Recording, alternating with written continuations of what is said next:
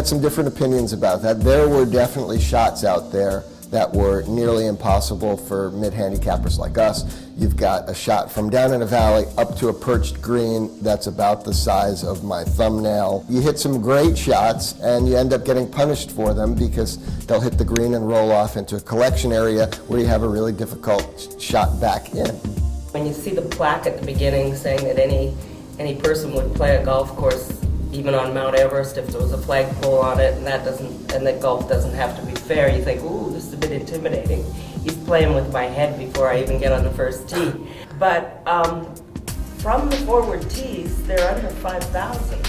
And as long as I listen to a four caddy that I had, maybe not make par on every hole, but not make a total fool of myself.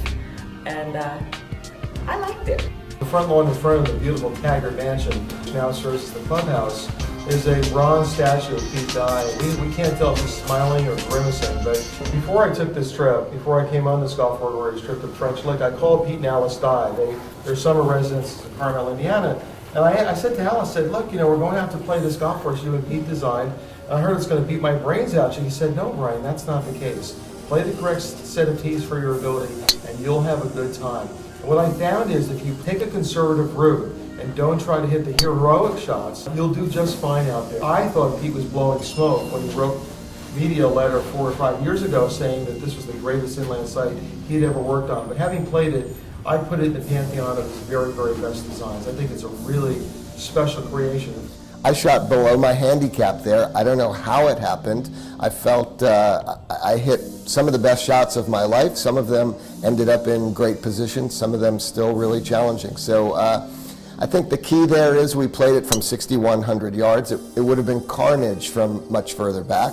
The ninth hole was one of Brian McCallan's favorites. The back tees play from over 500 yards, and if you play from back there, you should seek professional help, and I don't mean a golf professional. Another factor in this course, he'll set up a shot where you've got to hit the ball into a particular location.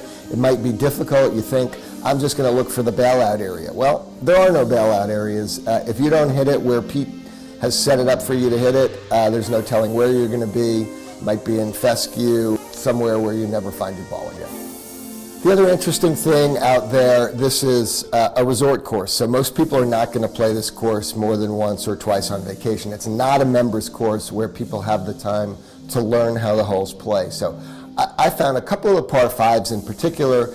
They were big sweeping dog legs. You had to cross a hazard, and you really had no guide to how far to hit the shot or where to cut it off. So Pete Dye, the trickster at work here, you're best off taking the conservative shot. If you think that you have a place where you can cross, take it across a shorter distance and just leave yourself a shot into the green rather than being on a side hill lie, having an impossibly difficult shot to a small green. Nice putt.